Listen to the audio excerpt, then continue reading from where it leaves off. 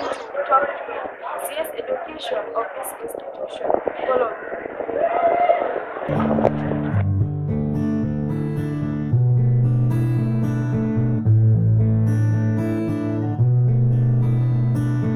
My name is Gitonga, a presenter from Hot 254 TV, and today I'm privileged to be in Kenya Coast National Polytechnic in the office of the CS Education.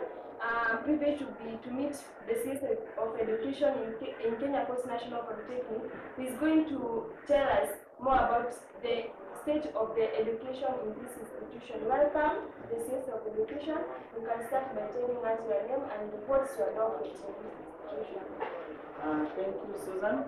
From Hot 254. Bonaya Salim, CS Education, Kenya Coast National Polytechnic. Karibu. Thank you so much. Maybe you can start by telling us, why did you vie for this seat of the CS Education? The reason as to I vied for this seat just because students wanted a representative who will represent their views academically, and there are so many issues that they were to be dealt with in this docket.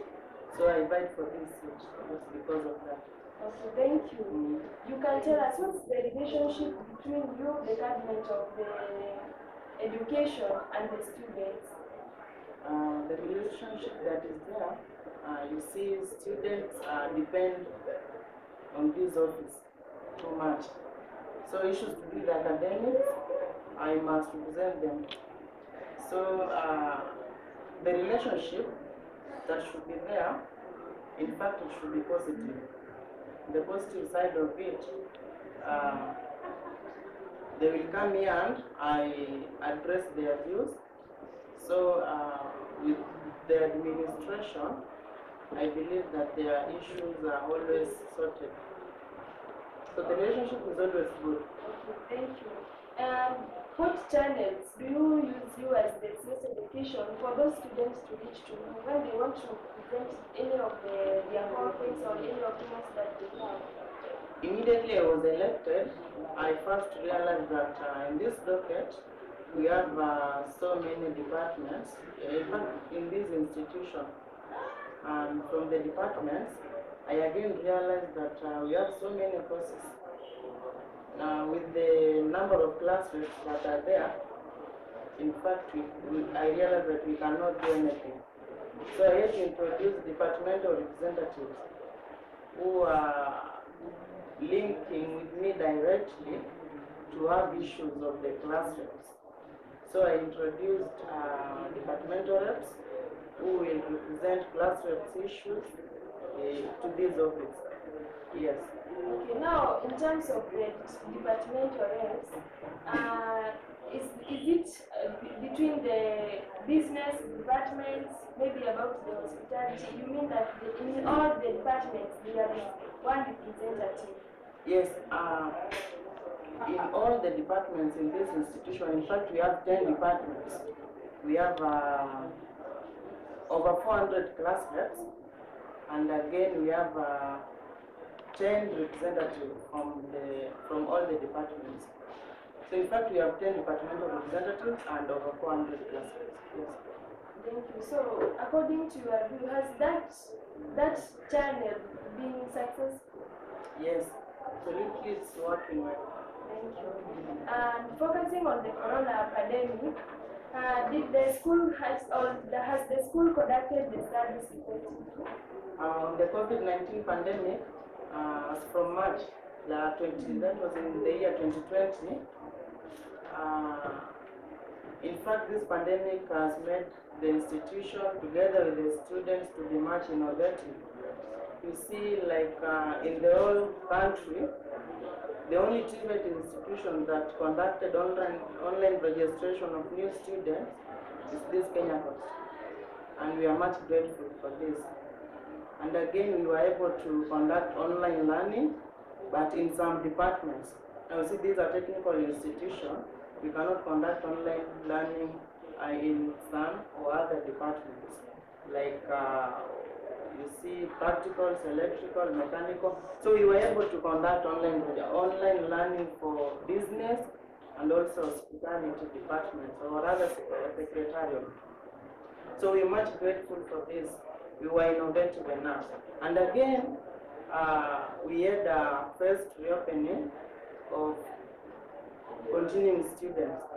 So through the pandemic, or with the pandemic that was there last year, we were able to allow students to report, but in phase. Yes. Okay, which criteria did you use in that reporting so that you can make sure that there is no overcrowding in the institution? So that is why I said we had first reopening, whereby we had first year's reporting in the first 1 week. On the following week, we had second year students, and on the third week, we had third year students. And I want to believe that currently are finalizing their exams, and soon they will be leaving to allow space for others to report as from 15th of this month. Before the election, I believe that you had manifestos. Yes. These questions can be connected with the first one of why did you buy, but now you had the manifesto. Have you been able to accomplish some of the promised manifestos to the Congress? Okay, manifestos. Yes.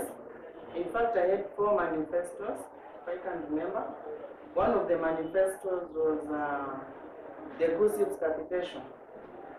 In fact, this being one of the TVET institutions, students are supposed to receive capitation.